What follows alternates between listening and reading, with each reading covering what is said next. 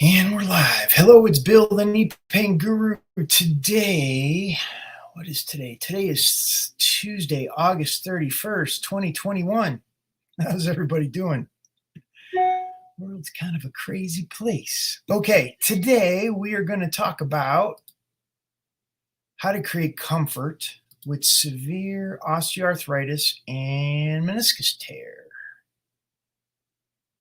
We're going to dig into that in just a moment. If you have questions or you're watching the replay and you have questions, type those in the comments section or the chat, and I will use those for future videos. Today, we have something from Conchetta regarding her osteoarthritis and meniscus tears. So we're going to dig into that in just a second. Make sure to give the video a thumbs up, like and subscribe to the channel, turn on notifications for future videos, and make sure to share it or tag your friends, family, and loved ones, the ones that limp. They're easy to spot. Okay, let's see. Conchetta. She wrote, this was through Facebook. No, actually, it was through Facebook. Okay. How do you create comfort in a knee when the recent MRI conclusions are as follows? Progression of tricompartmental osteoarthritis, severe at the lateral compartment. That's number one. 2, complex degenerative tear of the lateral meniscus, laparoscopic surgery, May of 2019. Diminutive appearance of the medial meniscus with meniscectomy. There is new sky seen blurting at the free edge, which may represent meniscectomy change or new tear.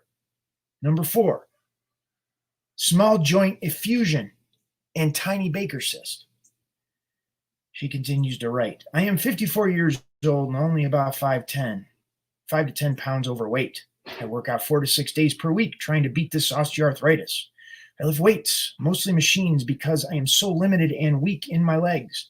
I use the elliptical machine and bike, and I recently started swimming again. When I swim, my knee feels like it doesn't belong to my body, and the breaststroke kick is very painful. I had a left hip replacement surgery June 7th, 2021, because I had bone-on-bone pain. As of right now, I am planning on having right knee replacement surgery in May of 2022. This will be my 3rd surgery in 3 years. I have tried 2 rounds of orthovisc injections. Knee brace was recently ordered for me to take the tension off of the joint. I had a cortisone injection a few weeks ago. The cortisone injection definitely helped, but I was told I will probably need another in 4 months. So it's a lot of stuff.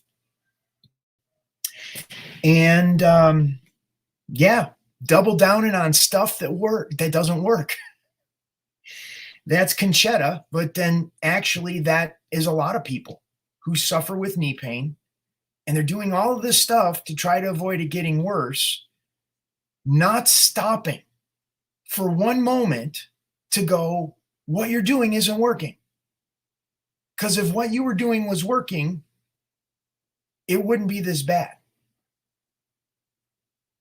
It's kind of like having a big forest fire and showing up and say, hey, Bill, how do I put out the forest fire? That's outdated, outmoded thinking.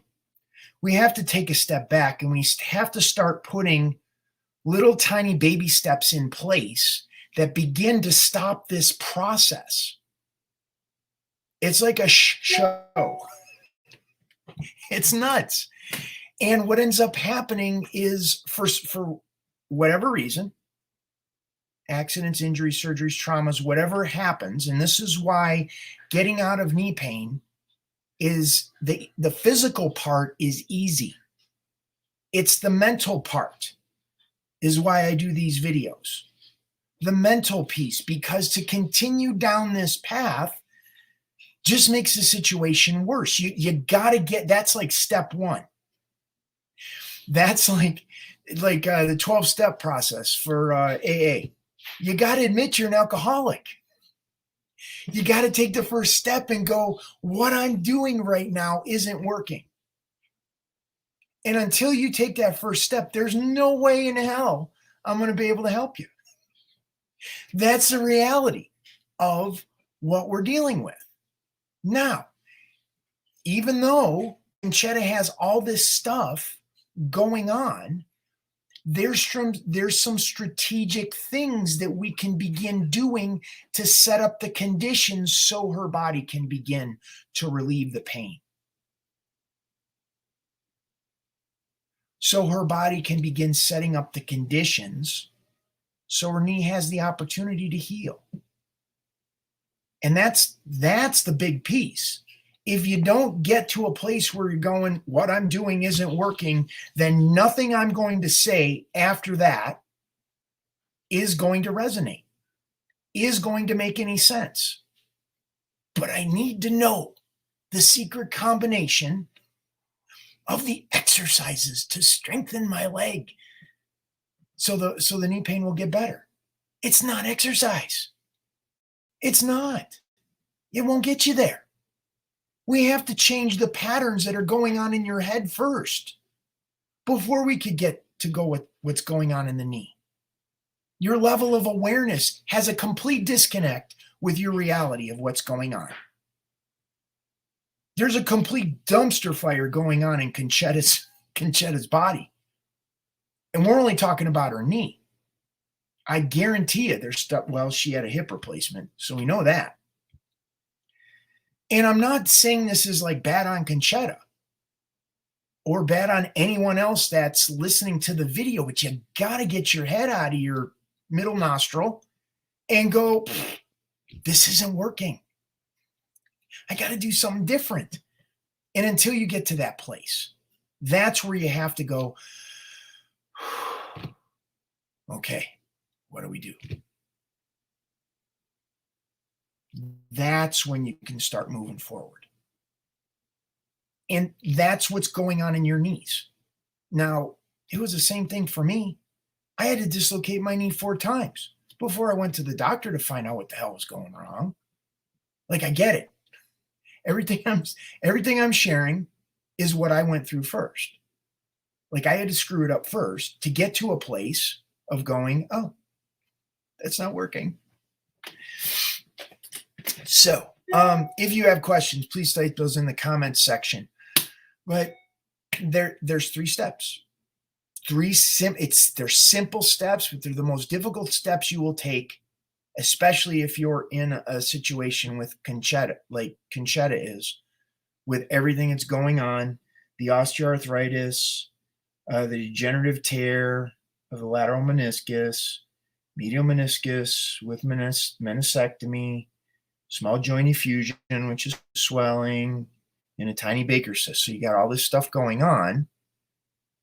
We have 3 steps, and we do those 3 steps over and over and over again. And those 3 steps first is create comfort in the knee by getting the pressure off of the nerves in the knee that are causing the pain. First and foremost, change the neurological signaling in the knee. Shift neurological states from a sympathetic fight or flight state to a parasympathetic state. I could talk all of the anatomical lingo and all that kind of stuff, nervous system, all that kind of thing, but you're creating comfort by working with the intrinsic movement of the joint. That's first step. But you do that first step by creating awareness. Awareness that goes with slowing down and seeing what is going to make a different experience in your knee. It's not going to happen by pushing through the pain more. It's not going to happen by exercising 4 to 6 times per week. It's not going to happen by doing a breaststroke that makes your knee feel like it's a different part of your body, or the elliptical machine, or whatever you're doing that's causing the problem. You got to quiet down the nervous system. You have to let the dust settle in order to be able to create a baseline of what's comfortable. That's first step. And that's going to be the hardest step for someone like Conchetta that's pushing day in and day out for probably the majority of her life. And now it's like, oh, we don't do that. It's different. That's the first step. Simple step, difficult step. Second step is create the environment so the body can support the maintenance of step one. So you create comfort. You're going to want to make sure the body has the water, the nutrition, your breathing, which also shifts neurological state, the supplementation, the stretching, the mobility, all of those pieces that go in support of the first step, which is creating comfort. So now you've created comfort. Now the body can support that process. Now the body stays in comfort longer because it has the resources it needs. That's the second step. Third step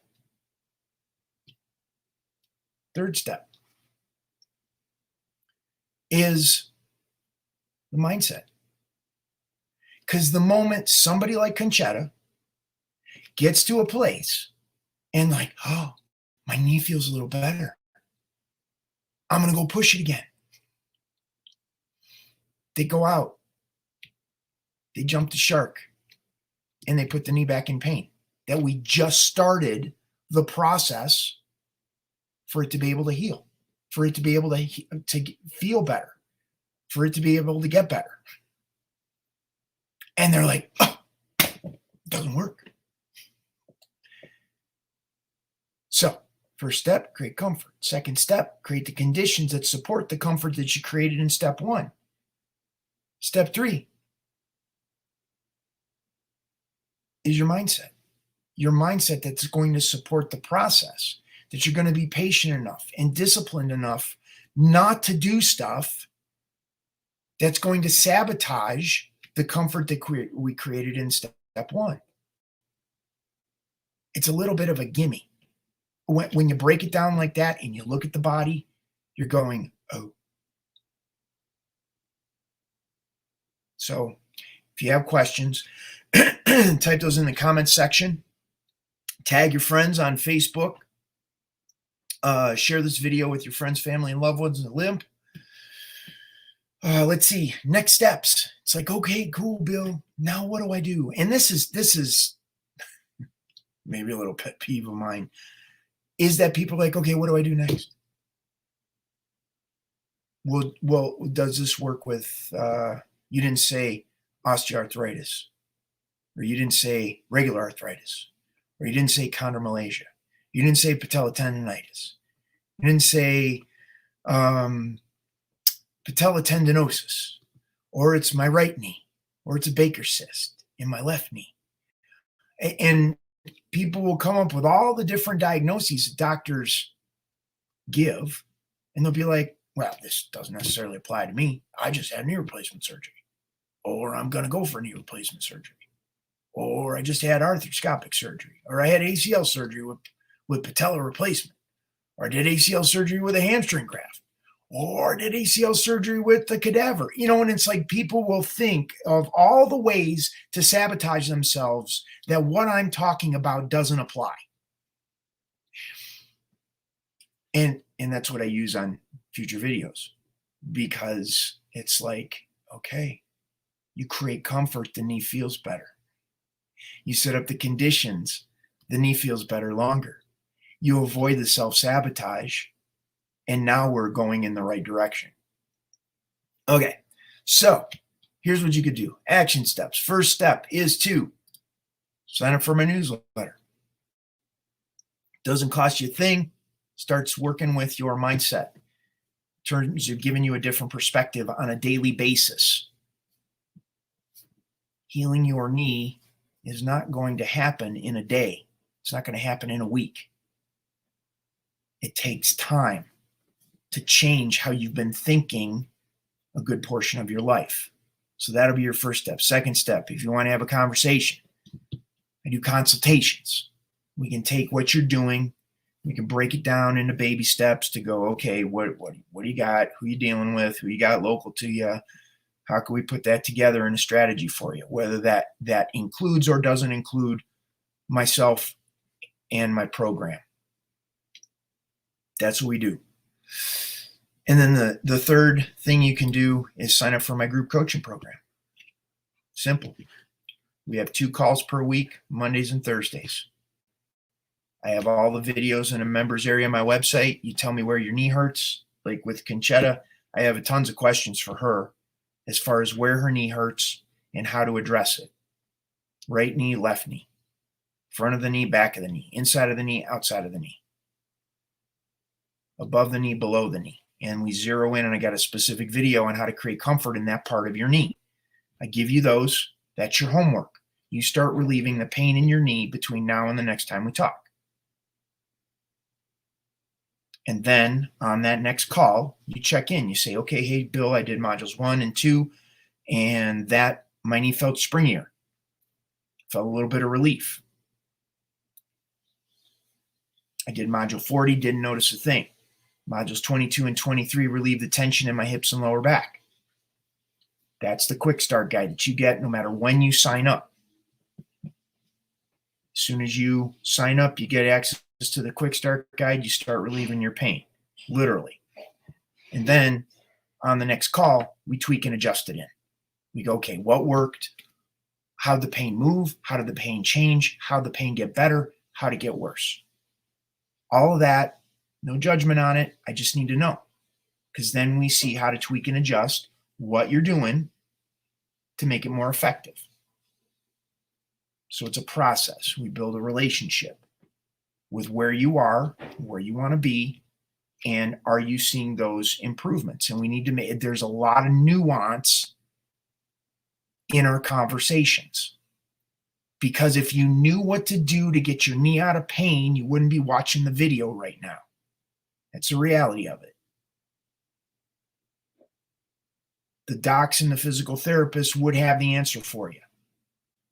Your massage therapist, your acupuncturist, your homeopath, your naturopath, whoever you're working with right now would have already had the answer for you. They don't. And you're still struggling. So it's like we got to do things different, which means what I'm going to tell you is going to be different. It can't be the same. Logically, it can't be the same. Which means there's going to be a lot of uncertainty, and it's going to take trust and a little bit of intestinal fortitude on your part to go into the unknown, which is going to be like, oh, what do I do? What does that mean when the pain moved? What does it mean when the pain shifted? Oh, the pain got worse. No, it's getting worse. No. When we're creating comfort, you're increasing your awareness. When you increase awareness, that means you're more aware of the pain that has always been there, that you didn't have time to think about, that you didn't have time to address. Oh, it's okay. I got to go to work. I got to take care of the kids. I got to do this. I got to do that. I don't have time right now. Now it starts coming up to the surface, and it's important you address it. And why is it important that you address it? Because this doesn't go away. It gets worse. And then they replace one knee joint, and then they replace another knee joint, and then they replace more knee joints. I told the story about the doctor from Southern Indiana. Both knees replaced at once. A couple years later, she got both hips replaced at once, because now the hips were wearing because she couldn't feel the pain in her knees anymore. And then the last time I spoke with her, getting her shoulders replaced, because now all the tension went to her shoulders. This doesn't go away. I promise you, it doesn't go away. And the docs have a strategy, like they have a business model. The joints are rated for 15 to 20 years. And they wait till you're old enough to have a knee replacement, because they count on you dying. They count on you dying before the joint that they replaced wears out. It's a reality. They're cutting off the bones in your leg and replacing it with plastic and metal. It's like you would think 2021, they'd have a better option. Nope, that's it. Oh yeah, well, we'll do a partial knee replacement instead of a full knee replacement. We could do it as outpatient surgery as opposed to, having to stay in the hospital. it's rather pathetic that there's layers and levels to this game, and depending on how you want to play it, you'll play it. Anyhow, okay, that's it. No questions are coming in. Not a big deal. I'm going to scoot. It's 1:30. Once again, all of this information I was telling you about next steps are in the description of the video below. Sign up for the newsletter on the website. Sign up for consultation at the appointment link, and you can sign up for Knee Club at the Knee Club link. Okay. Make sure to give the video a thumbs up, share it with your friends, family. This is like a cold bucket of water over the head, I realize. However, it's the truth.